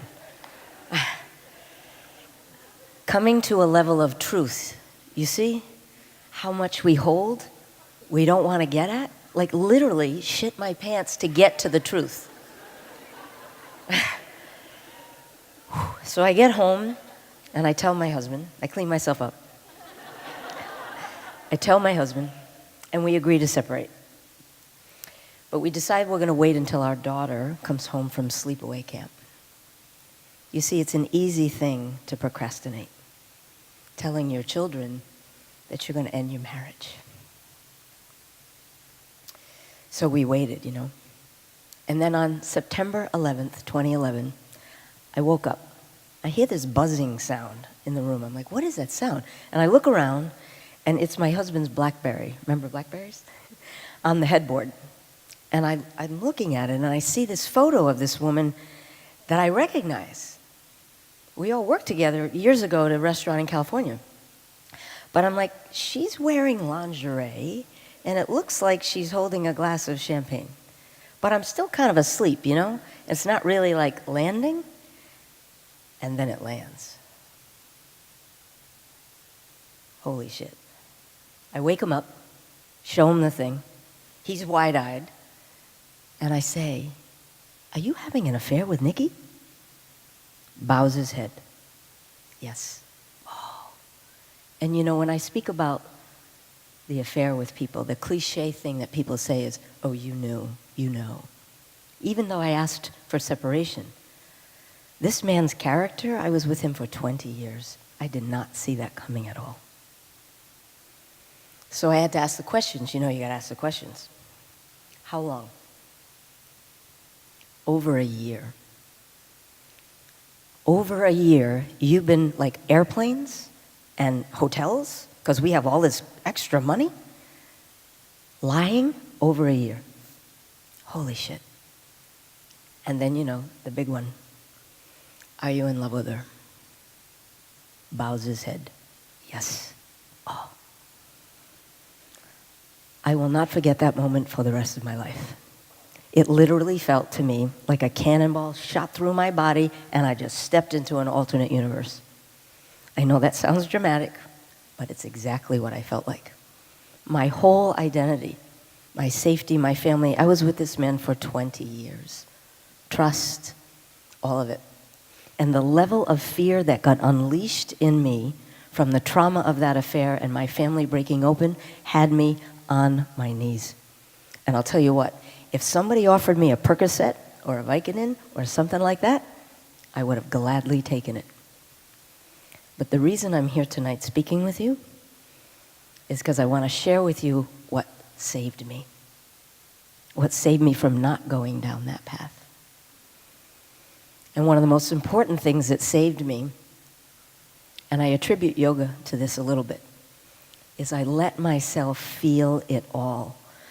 If you notice, we don't honor deep feeling in our culture. We celebrate being all in control and zipped up. It's crazy. Part of our human experience is going through the gamut of things. It's what happens. So I let myself, by whispering in my own ear, it's appropriate, Alyssa. It's appropriate that you're afraid. It's appropriate that you have grief. It's appropriate.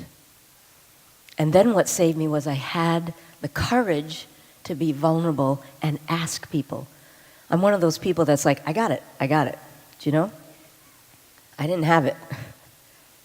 I had to ask. There were some nights I couldn't cook for my kids. I'd call people and say, I'm lonely. Can you come over? Holidays? Oh my God. First round of holidays in that situation, brutal. The suffering was unbelievable. But the thing that's also really powerful I want to share with you, so I teach yoga for a living. I have a studio in Barrington, and when I teach yoga, I storytell. It's just kind of what happens. So all this stuff came out in class. The AA meetings, the detox, the affair, the separation, all of it came out in my teaching. I didn't like dump it on people, but I was transparent. I was sharing what was happening to me publicly. I had one class in particular. I went to the studio and I had so much grief I couldn't even speak.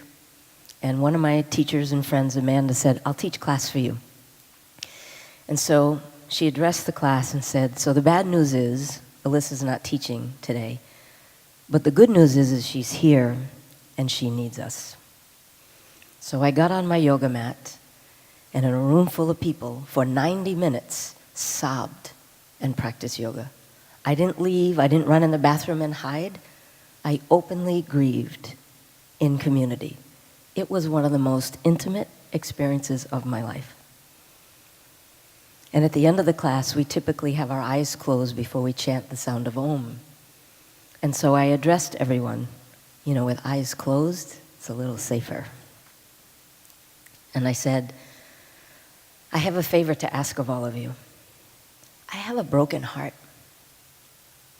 And I'm scared. And I would appreciate it if you would hold me. And you don't need to know the drama of the story or the gossip of it. I just want you to know that I have a broken heart and I'm really scared. And I'd appreciate it if you would hold me. And I went back to my mat. I bowed my head down. And what happened next was pure grace. One by one, I had people come up to me, rub my back, whisper in my ear, kiss the back of my head. One woman took off her bracelet and put it on my wrist. One guy pulled me up off the mat, put his arms around me, and he said, I don't know what's going on with you, kid, but I got you. And then my friend Kim looked in my eyes and she said, look at me. I felt exactly what you feel, exactly. And I'm good. I'm okay. You're gonna be okay.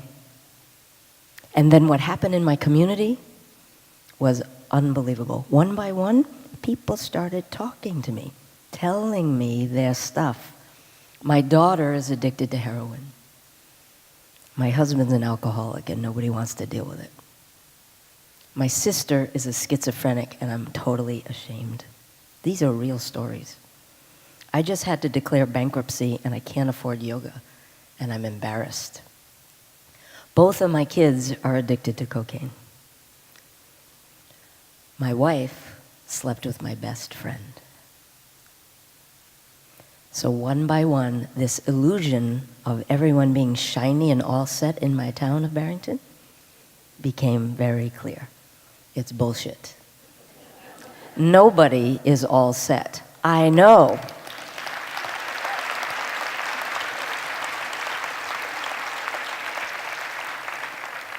I know because people told me. And then they started telling each other. We need each other. We so need each other in a real way. We have this word in yoga, it's called namaste. And the essence of it is, the light in me sees the light in you. It sees past your politics, it sees past your gender, your sexuality, your religion. It sees past your judgment, your socioeconomic situation, your ethnicity. It sees past all of it. It sees your light. And as Dr. King, who we're honoring today, said, darkness cannot remove darkness. Only light can do that. And hatred can't remove hatred. Only love can do that.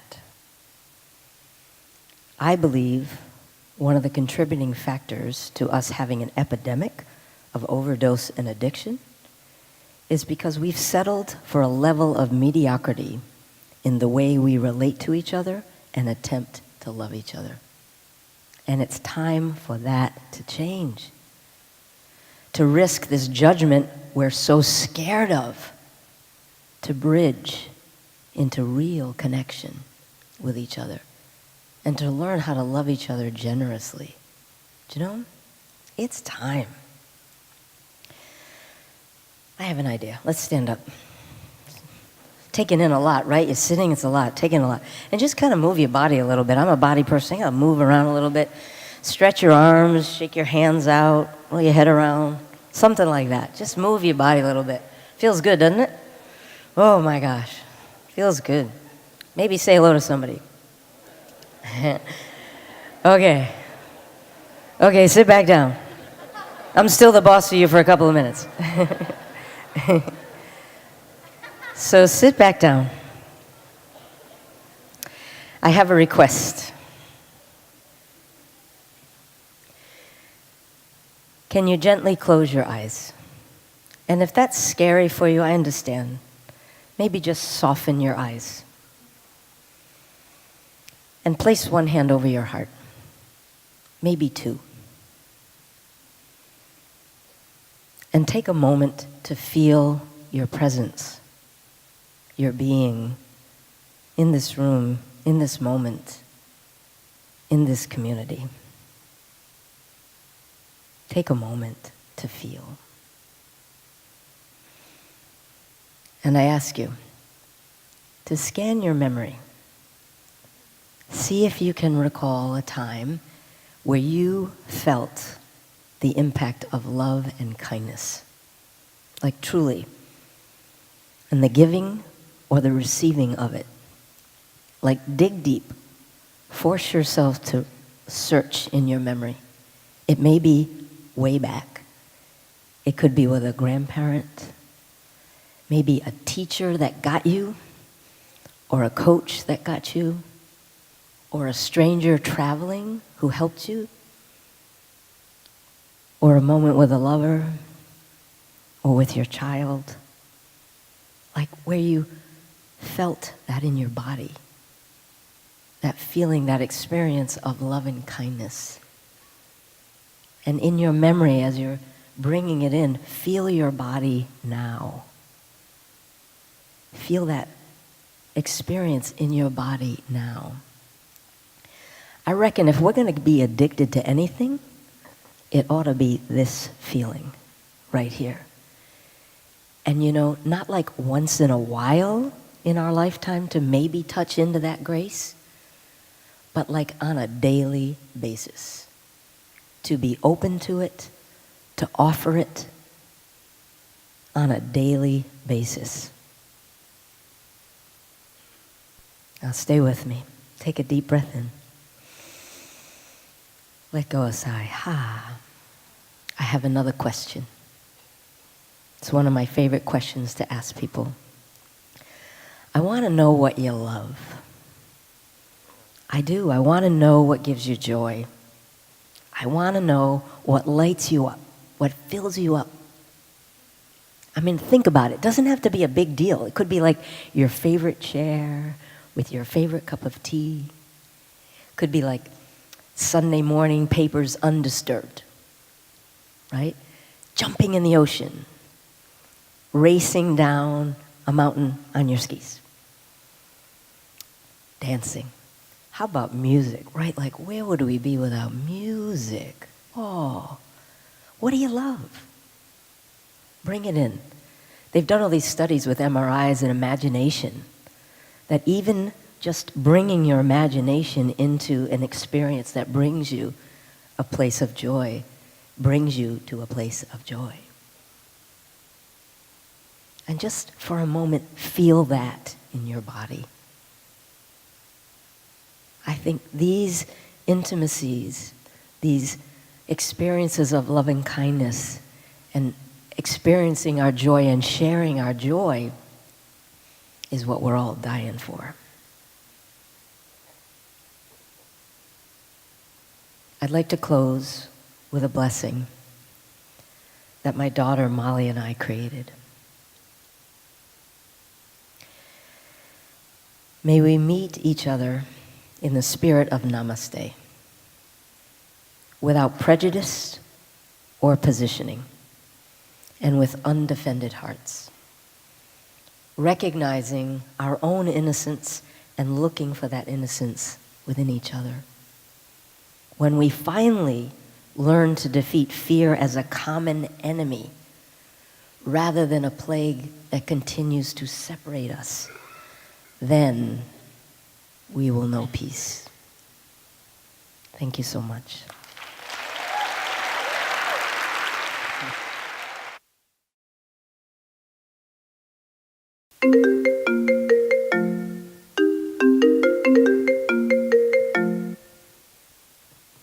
Hey, Sylvie, what's up? Why did you just run off? Hey, I just needed to get out of there, you know? It's not you, it's them, all right? Hey, is everything okay? Your voice sounds kind of weird. Is Dad okay? Sam, Yeah? Leo died. What? Leo died. His parents are here. They're talking to Mom and Dad. Leo, my friend Leo Burton? Yeah, Sam, can you hear me? This is so fucked up. Sam, what's going on? you really freaked me out before. Okay, your eyes were all messed up and your voice was strange. What's going on? Are you high? Oh, fuck, this is all my fault. What's all your fault, Sam? What are you talking about? Leo, the drugs, all of it. Oh, God, I'm such a fucker. No, Sam, you're not. Look, I love you. Mom loves you. Dad loves you. We just want to know that you're okay. We're scared. I'm really scared. I feel like I don't even know who you are anymore. It's like ever since you left for school, you're just this completely different person. You're hiding things from me. You're lying to me. And you've never done that before. So what happened? Because I miss my brother. Well, what kind of brother would do this? Do what? I don't know, let him get this far. Oh, Sam, look, you're my only brother. I love you. I look up to you. Don't you know that? If you're sick, if you need help, we will help you. It doesn't matter what you've done. Just, I love you, okay? I need you. You're my brother. Yeah, Sylvia, I gotta go, okay? Where are you? Sam, where are you? Look, Mom and Dad just got the test results. We're going home to make lunch. Can you just please come home? Yeah. Yeah? Are you gonna come home? Look, Mom and Dad aren't mad, they're just worried. Yeah, I'll be home in a little bit, okay? Hey, I love you. I love you too. Just please come home.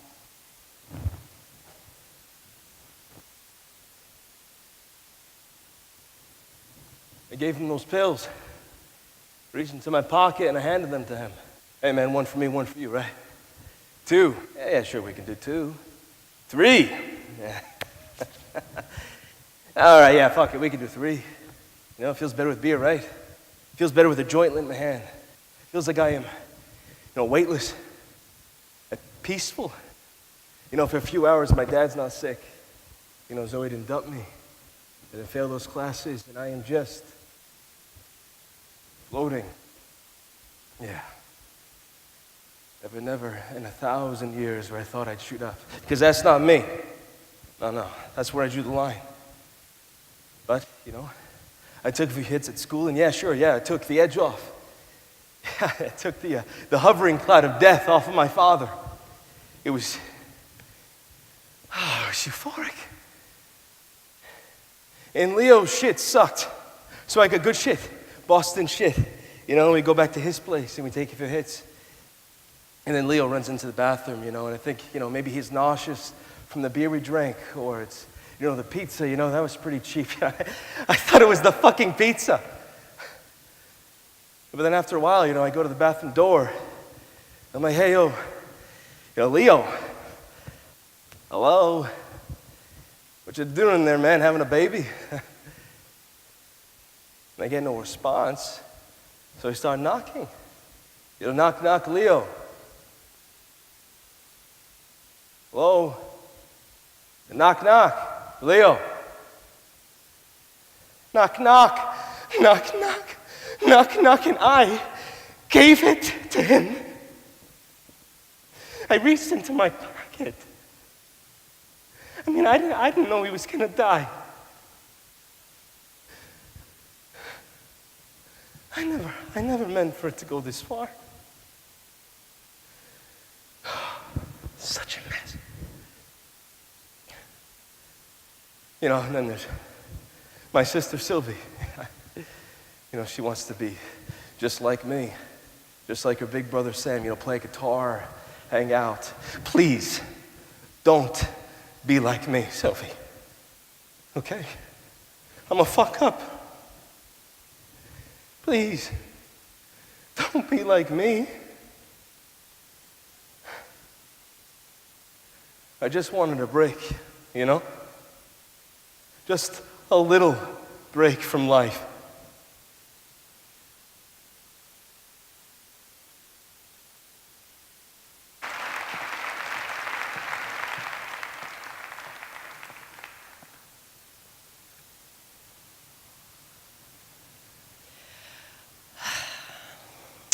So I just want to give the therapeutic disclaimer one more time. If you feel overwhelmed during the vigil that we are about to have, please take care of yourself. And if that means going out to the lobby, we have a couple peer support people out there for you to talk to if you'd like to talk to somebody and get a little extra support. When you walked in tonight, you should have received a candle.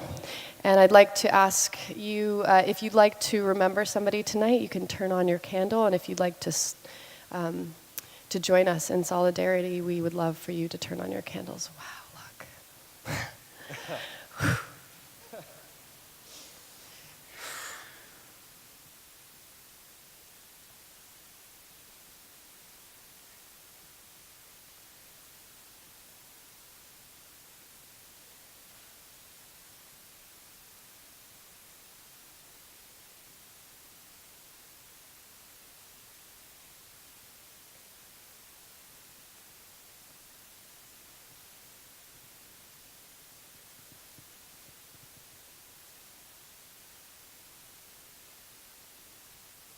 Hello, and thank you for being a part of this time for change. Many of us use music to help us through difficult times. As a music therapist, I use music to help unite communities. We're about to chime 1 time per second for each of the 336 individuals who lost their lives to opioid overdose last year. If this feels long, it should. During this time, in addition to honoring these individuals, please think about what you can do for positive change. Some may be struggling with addiction and may vow to reach out for support. Others may be recovering. Family members, friends, clinicians, or members of the community. Everyone here has a role in this movement for change. A client that I work with has always said, "Have you done absolutely everything you can?" I've always understood this to mean, can you dig deeper? Can you do more? At the end of the 336th chime, I will say the words, "I will," followed by one more chime. Please say out loud what you will do for change, for hope, and for community. Can you dig deeper? Can you do more?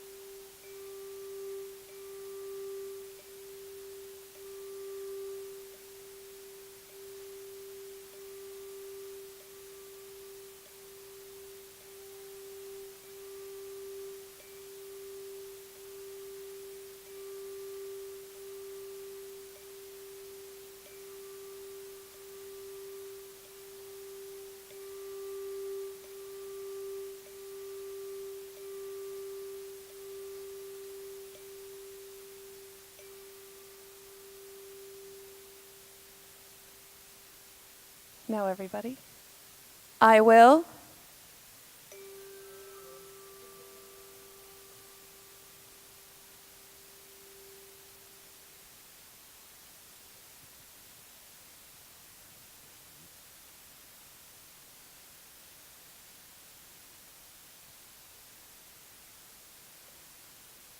Thank you, everybody who came on stage to join us. All these beautiful people here on stage, thank you for being here. And thank you to the audience for having that moment and staying in that moment with us, because I know for some of us that was really hard.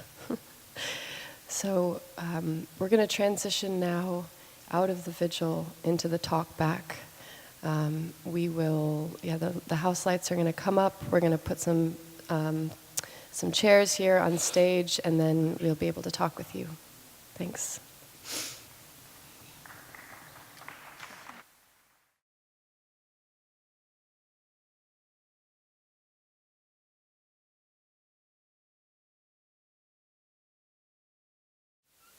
So we're going to begin. I have no idea what time it is. Does anybody know what time it is? 10 to 9. 8:52. Oh my gosh. Okay. So we may run over a couple minutes. If you need to leave, leave. But don't leave. But don't really leave. So we've got a new face there in the end. What I'm gonna do first is I'm just gonna have everybody go down the line and introduce themselves and maybe the part they play in COAAST or in Rhode. So we'll start down there. Start with the stranger. Hi, I'm Lara Hakim, and I'm the artistic director for COAAST, and worked with these fine actors for the show tonight. I'm still Dr. Jim McDonald with the Rhode Island Department of Health. And I'm still Alyssa Sullivan, Synergy Power Yoga. Paul Kandarian, one of the fathers in the play. I'm the guy from Modern Family, but I played a doctor tonight. My name is Cam. I play Sam in one version of this play. Yes. And my name is Anna Bess Moyer-Bell, and I am the founder of COAAST. I'm the playwright of Four Legs to Stand On. And And I'm Bo Boothman, and I play one of the dads in the play. I'm Sarah Reed. I play one of the Sylvias in the play. I'm Rachel Tondro. I play the other Sylvia in the play. Hi, I'm Emily Lewis. I play the mom, one of the moms. I'm Paul S. Kandarian. Unlike that one, I'm just recovering addict. It's like it's a meeting. And I'm Jane Bird. I'm another one of the actors with COAAST playing Sam.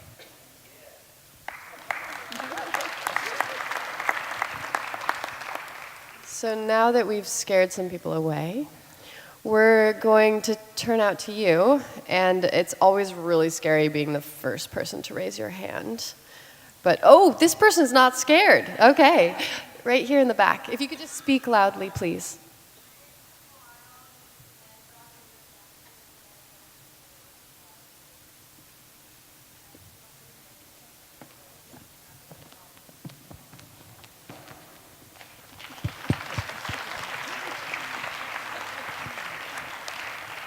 Can we have you repeat into the mic, just because I'm not sure everybody could hear you? Thank you, Lynn. I'm Nicole Arnold. I'm a recovering addict. I'm 115 days clean.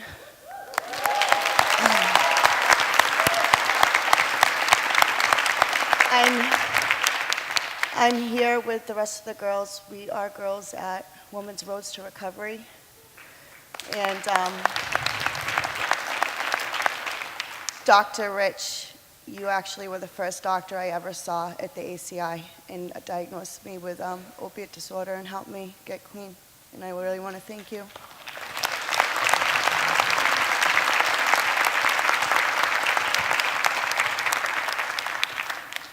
Okay, so we have one right here, Lynn. We'll come down this way.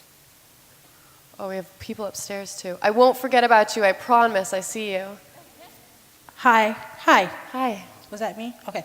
Hi. My name is Imani, and I just wanted to say this play was like super awesome. This whole presentation, I've been doing a lot of presentations like to do community work, but like this was like one of the best presentations I've ever been to. It's very moving, and I just wanted to say thank you, and you guys did a good job. I'm also an addict, been clean from heroin for a year, so so that's cool. And I just wanted to say to everybody in this room, for the people who have lost somebody, I'm deeply sorry, and I will try my best to show people the way to recovery so nobody else has to die. And for you, I'm sorry. Thank you.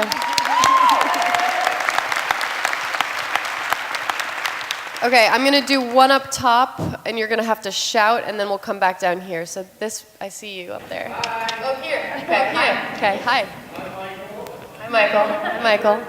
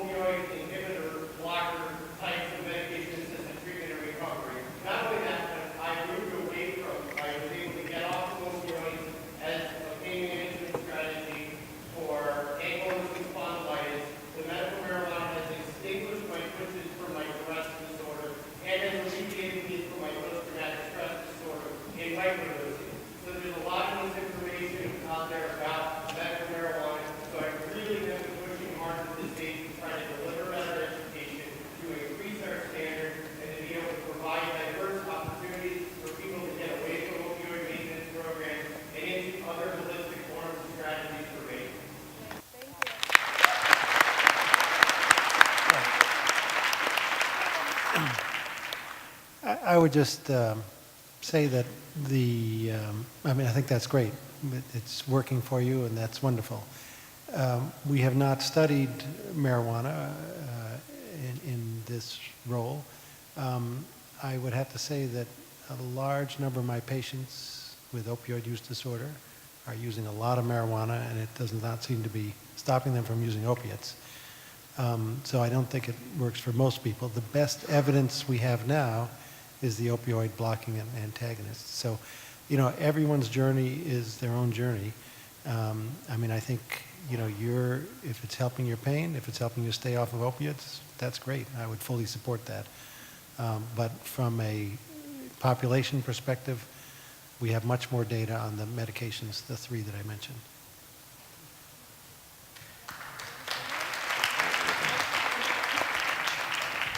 You don't have to clap after everything. Well, you can if you want to. Lori, here on the, I don't know where the mic went.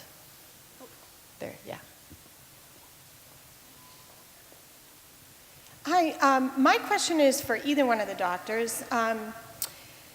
We always hear about tolerance levels when it comes to being high. My question to you is, and we don't hear a lot about pain and tolerance levels. So I guess my question is, do the same concepts apply when we're talking about pain and opiates? Does it take higher levels or higher doses of opiates in order to hold the pain back? Is it the same, or is it different? Sure. So it is the same, but it's even worse, because some people develop what they call hyperalgesia. So they have increased pain. They're more sensitive to pain because they're taking more opiates. So they can't tolerate pain as well. So not only do they develop tolerance, but it can actually make their pain worse. Lady way up top there again. Oh, yeah, up top. No, we have a mic. Somebody behind you.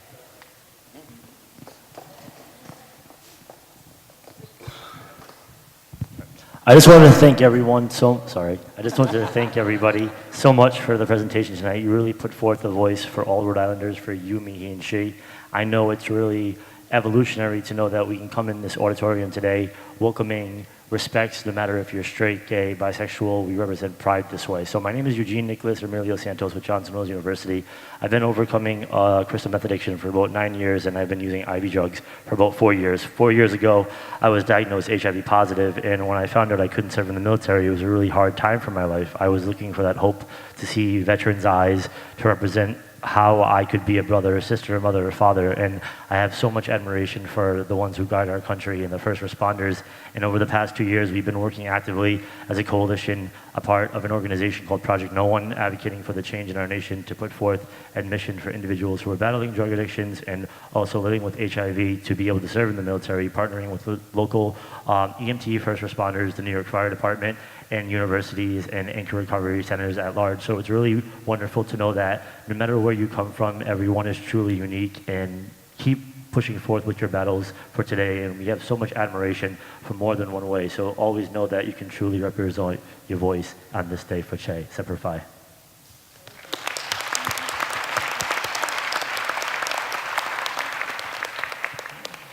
Hi, I'm Elizabeth Mooney. I'm also a woman in recovery, and I traveled here from Massachusetts. I work for an organization called the Massachusetts Organization for Addiction Recovery, and it's really amazing to see what other states are doing to help raise awareness around opioid disorder and mental health issues. And it's also amazing to see all these beautiful, beautiful families up front.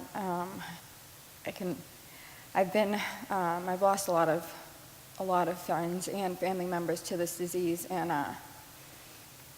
I stand here today to fight for them, to advocate for them, to be their voice and to continue their fight. And I would love to see more of this come into Massachusetts. There's so many different pathways to recovery, and it's amazing to see the music, the talent, and just finding your passion. And my question is, how did you guys all come up into finding COAAST and this play and fulfilling your passions? And thank you again. And I'm also here with Miles to Memories, which is in memory of individuals that have lost their lives, and families and individuals donate miles that they've walked or that they've run, and it's another amazing outlet, an amazing way to stay on the right path. So thank you.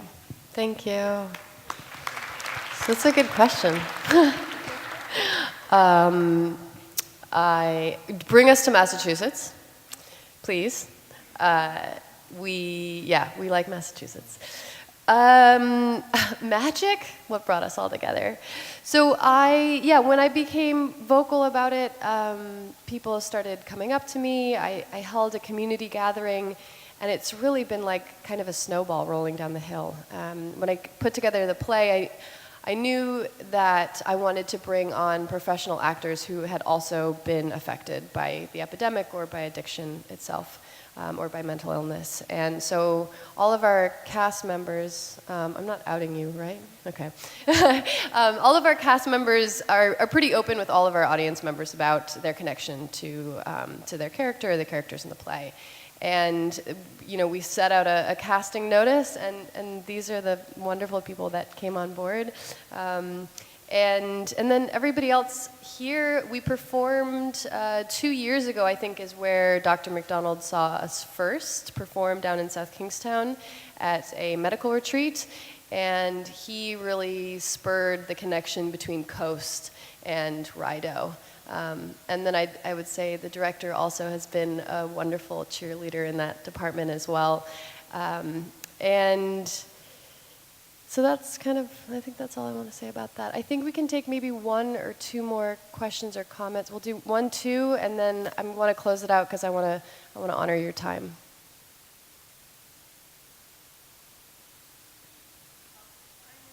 I wanted to say that I was a prosecutor here for many years and put a lot of people in jail and recognized over a long period of time that's not the answer. Obviously, I'm very happy to be here and listen to you tonight. My question is a hard question. The number for the state of Rhode Island for health care for employees only is roughly, this year, roughly $350 million only for the employees of the state of Rhode Island. And for those people not fortunate enough to have health care, the state of Rhode Island, the governor Romano is going to pay $3 billion. So we're talking about $3.35 billion roughly.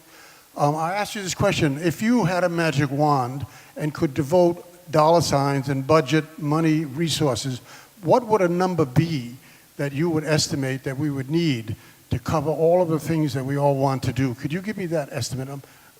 Maybe it's a general question, but it's a big number, I'm sure. Does anyone have that number? I'm going to hand it off to the doctors. I'm a qualitative, not quantitative. I'm terrible with numbers, so I'll hand it All of So not every question should be answered, because I just want to be honest about it. Let me give you this much perspective, though, okay? You asked an honest question. I always give honest answers, even when I don't know. Right now, we get $2.5 million from the CDC to do our overdose prevention program. I am humbled and amazed every day by the talent of the small army that surrounds me that allows us to do things like this and other things. I don't always know that more is better. That's sort of an odd thing to say when you're asking for money from the government. What I think is more critical is the people. And what I've noticed is I'm surrounded by people who have passion and purpose. When it comes to this overdose epidemic, my staff, people like Jennifer and Rachel and Megan and Victoria and Peter and all the folks I work with, including the director and the senior leadership of the Department of Health, including Andy Manka, these are people who are driven by passion and purpose. And I think what's probably more important than the amount of money we could get from the federal government is mobilizing a larger army of people driven by passion and purpose. And if we do that together, that really brings us into the type of community that we want to be and we want to aspire to be.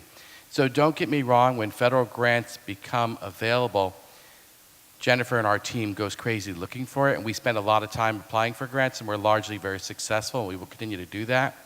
But if I could leave you with this suggestion, find a passion and purpose about this epidemic and see what you can do. And I bet you'll be surprised how big a difference one person, including the person in the mirror, can make with this epidemic. I would just add a few more comments. I pointed out that the war on drugs is really not effective. It's particularly for this disease. Now, the governor proposed and the General Assembly approved $1 million in her budget to use medications for addiction treatment at the Department of Corrections. Nicole was brave enough to mention that and benefit from that. But that has had a huge impact on reducing overdose deaths. Of course, the people that end up incarcerated tend to be the people with more severe disease and more at risk. And of course, when they leave, if they're not on treatment, their overdose risk is the highest. So it's the worst time. And so strategically using $1 million, which is peanuts compared to the amount of money you're talking about, we have dramatically dropped overdose deaths in the state, 2016 compared to 2017.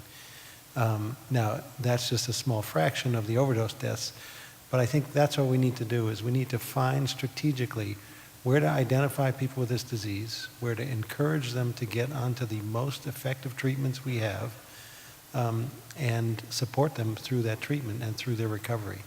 I think that's really going to make a much bigger difference. Putting more money into incarcerating people, it's not going to help. We'll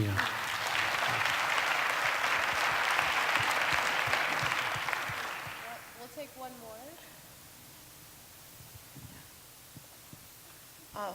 Hi, my name's Dale. I work work at Health Equity Zone in West Warwick. And I have a question for the doctor. My son had been on Suboxone for close to 20 years.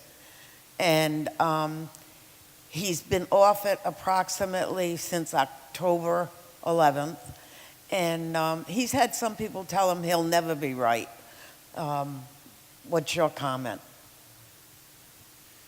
Well, I haven't met him yet, so I can't really comment on whether he's going to be right. I think he's doing wonderful. Yeah. So it gets back to that comment I talked about, the example with diabetes. Some people can get off of the medications and do well. Think about those 4 things for recovery, how much recovery support he has. See, working on his health, his home, his community, his purpose. And a lot of people don't even get onto medications and are doing great in recovery. But it's about recovery.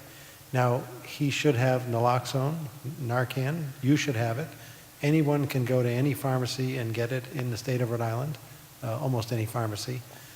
So everybody who might run into somebody, might see an overdose, that is the antidote for an overdose. So is that in case he slips and goes back? In case he slips. This is the most dangerous time ever to slip. And I don't think we're going back to the good old days. I think we're stuck with this. This is a very, very dangerous time. But that doesn't mean he needs to be on medications. He should be in treatment. And he wanted to come tonight, but he works in Boston and couldn't make it back. Well, then I think you answered your question. Yeah. He's going to be all right. I hope so. Thanks. Thank you. So, I don't know about you, but I could sit here all night. But I've also been in this theater since about 8 a.m. this morning, so I'm pretty tired. I just want to say thank you all for coming out. I'm going to reiterate something that I've said a few times. I know, we don't have any time. Yeah, sorry. Bess, we have one more that's very important. Okay, go for it. Hi, thank you for that. First of all, this was eye and heart opening, so thank you all and everyone here, obviously. At the end of the play, the parents said, well, that's Sam's journey, and we're going to have to leave that to Sam. I have a son who has an opioid addiction. I don't know how to get him on that journey. So I would appreciate any help, because other than dragging him, kicking and screaming, I don't know what to do.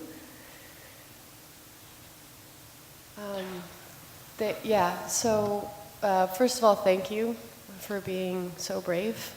And we have some really wonderful, you're in the right place, you came to the right place. So we have some wonderful resources. You can come up after the show and talk to Jody or Dr. McDonald. We also have Rest here. We have Lori, she's waving her hand. She can also help you with intervention techniques. And then I would also say, make sure that you have Narcan in your home. And we have Michelle McKenzie here from Pony, who will give it to you for free if you want it. And then I would also say, I would ask you what you're doing, this is kind of a rhetorical question, but what are you doing for yourself to support yourself? I'm really glad that you came out and you were in an audience of people that can support you, but I want to make sure that when you leave tonight, you're also seeking out support for yourself. And that can look lots of different ways, reaching out to family or friends, going and seeing a counselor. But I just want to make sure that you also feel supported in this time. So thank you for coming.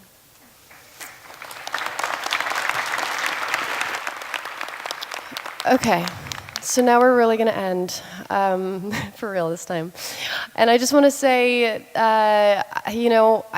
I don't have all the answers. My play doesn't have all the answers.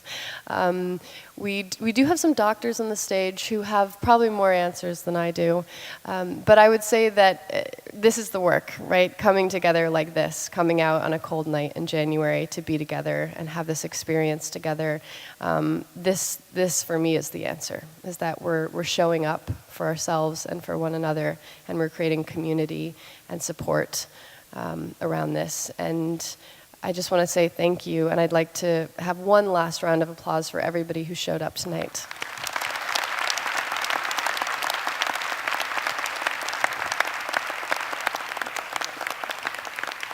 Are you done? I'm going to say one last thing. I'm also going to say we're going to be on tour this spring. Check out COAAST, COAAST.org. You can also find us on Facebook and Twitter and Instagram and all the things. And Annabeth, on behalf of the Rhode Island Department of Health, we can't thank you enough for writing this play, pulling this together tonight, and all the countless hours. Love your devotion to the cause. Thank you very much.